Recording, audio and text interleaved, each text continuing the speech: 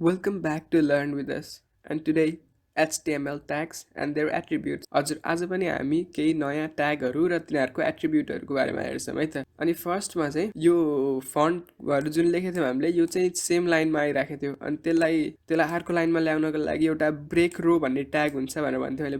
त्यो ट्यागको नाम चाहिँ त्यो ट्यागले चाहिँ ब्रेक रो गर्छ तर त्यसको नाम चाहिँ बिआर हो है।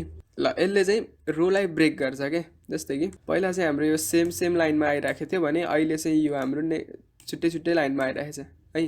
किन भन्दाखेरि यसले रोलाई ब्रेक गर्यो त्यो बिआर ट्यागले। बिआर ट्यागको चाहिँ यस्तो स्ल्यास बिआर गर्नु पर्दैन क्या। किन भन्दाखेरि यो चाहिँ एउटा नन पेयरवाला ट्याग हो क्या। यो चाहिँ पेयर ट्याग हुन् है। यो एचटिएमएल स्ल्यास एचटिएमएलहरू होइन स्ल्यास गरेर यसलाई क्लोज गर्नुपर्ने यो त एउटा ट्याग भयो। अनि त्यसपछि अर्को कुरा चाहिँ म के भन्न मन लाग्छ भने यो बिजी कलरहरू रेडमा किन आएको छ फन्ट रेडमा किन आएको छ भन्दाखेरि यो फन्ट चेन्ज गर्ने एचटिएमएलबाट होइन क्या। पहिला एचटिएमएलबाटै चेन्ज गर्नु पर्थ्यो तर अहिले सिएसएस भन्ने एउटा नयाँ स्टाइल गर्ने ल्याङ्ग्वेज छ त्यसको त्योबाट चाहिँ हामीले राम्रो तरिकाले यो एचटिएमएलको ट्यागहरूको अनि त्यसपछि कन्टेन्टहरूको चाहिँ स्टाइल चेन्ज गर्न सकिन्छ। त्यही भएर अहिले चाहिँ यो राम्रो तरिका होइन फन्ट युज गर्ने अनि त्यसपछि बिजी कलर युज गर्ने है। त्यो काम चाहिँ सिएसएसबाट गर्ने हो खासमा। तर अहिले एचटिएमएल सिक्दैछौँ त्यही भएर हामीले यो सबै ट्यागको बारेमा चाहिँ हेर्नुपर्छ है एकपटक। अब एउटा अर्को ट्यागको बारेमा भन्छु हेडिङ ट्याग है। जस्तै कि कुनै हेडिङ दिनु छ भने हेडिङ ट्यागको युज गर्ने हो क्या। जस्तै कि H1 लेख्यो भने अनि त्यसपछि दिस इज अ हेडिङ लेख्यो भने मैले यसले एउटा हेडिङ दिन्छ। अनि H1बाट H6सम्मको ट्यागहरू हुन्छ। पहिलोचोटि यो देखाउँछु म है। H1 भन्दाखेरि दिस इज अ हेडिङ छ नि यो यसरी आयो बोल्डमा आउँछ क्या यिनीहरू। अनि त्यसपछि यसरी नै H2 3 4 5 6सम्म हुन्छ है। H6सम्म हुन्छ।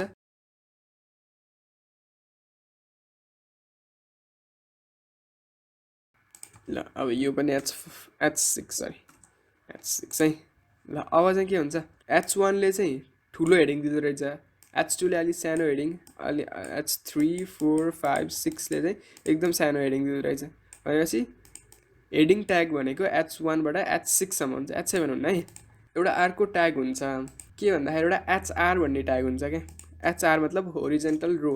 ल HR लेखौँ अनि त्यसपछि यो पनि एउटा सिङ्गल ट्याग हो यसको क्लोजिङ ट्याग हुन्न। अनि त्यसपछि HR अनि यसमा चाहिँ यसले के गर्छ भन्छु हेरौँ है। HRले एउटा लाइन दियो एउटा वाइट लाइन है। अनि यसको एट्रिब्युटहरूको युज गरेर यसको स्टाइल चाहिँ चेन्ज गर्न मिल्छ। जस्तै कि एउटा यसको स्टाइल के हुन्छ भन्दाखेरि साइज भन्ने हुन्छ। अनि यसमा चाहिँ मानौँ 5 पिक्सल दियो भने यसको साइज चाहिँ के हुन्छ यसको साइज बढ्यो हल्का ठुलो भयो। तर बिचमा चाहिँ यसको कलर यो ट्रान्सप्यारेन्ट छ है। त्यही भएर ब्याकग्राउन्डमा जे छ त्यही राखेको छ। भनेपछि यसको एउटा अर्को एट्रिब्युट हुन्छ कलर भन्ने। अनि त्यसपछि यसलाई चाहिँ मानौँ ब्ल्याक गऱ्यो भने के हुन्छ यसको सबै कलर ब्ल्याक भयो है। यस्तो रोहरू हाल्न चाहिँ यो HR ट्यागको युज हुन्छ। अनि त्यसपछि यो 5px हुन्छ यो पिक्सल हो। अनि त्यसपछि यो चाहिँ एउटा युनिट हो क्या। जस्तै कि 1 cm भनिन्छ नि त्यस्तै 1 मिटर अनि 1 सेन्टिमिटर 1 किलोमिटर हुन्छ त्यस्तै यहाँ चाहिँ पिक्सल अनि त्यसपछि तिनीहरू हुन्छन् है। अनि यो पनि एउटा युनिट हो। ल अनि यो HR ट्यागको चाहिँ एउटा अर्को एट्रिब्युट पनि हुन्छ विथ भन्ने एट्रिब्युट हुन्छ। अनि यसले चाहिँ यसको यो होरिजेन्टल साइज चाहिँ डिटरमाइन गर्छ। जस्तो कि 50 पिक्सल राख्यो भने के हुन्छ यसको विथ चाहिँ 50 पिक्सल हुन्छ। सानो भयो अनि बिचमा आयो। अब यो बिचको साटो साइड कुनै अर्को साइडमा ल्याउन छ भने एउटा अर्को एट्रिब्युट पनि हुन्छ एलाइन भन्ने है। एलाइन भन्ने एट्रिब्युटले के गर्छ भन्दाखेरि मानौँ लेफ्टमा ल्याउनु पऱ्यो भने एलाइन इक्वल टु लेफ्ट है। अब यो गरेपछि के हुन्छ यो चाहिँ लेफ्टमा आयो यसरी है। अनि राइट लेख्यो भने राइटमा आउँछ सेन्टर लेख्यो भने सेन्टरमा आउँछ। त्यो त भयो एउटा अर्को ट्याग है। भनेपछि हामीले बिआर अनि त्यसपछि हेडिङ अनि त्यसपछि HR भन्ने ट्यागहरू हेऱ्यौँ है।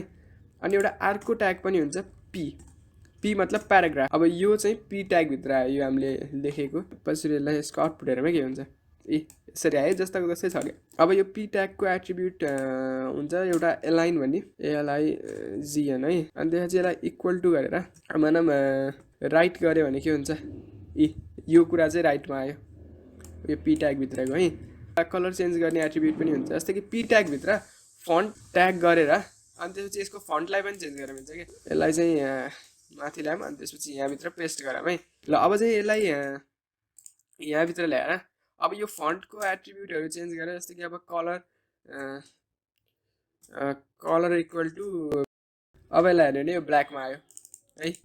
ल भनेपछि कुनै ट्यागभित्र एउटा अर्को ट्याग राख्यो भने के हुन्छ, यो चाहिँ यो पी ट्यागभित्र छ है, यो पी ट्यागभित्र यो सबै कुरा छ, अनि यो चाहिँ फन्ट, यो फन्ट ट्यागभित्र छ कि भने चाहिँ यसले चाहिँ दुइटै कुराको एट्रिब्युटहरूलाई फलो गर्ने भयो कि। र अब अर्को नेक्स्ट भिडियोमा चाहिँ अरू ट्यागको बारेमा हेरिन्छ।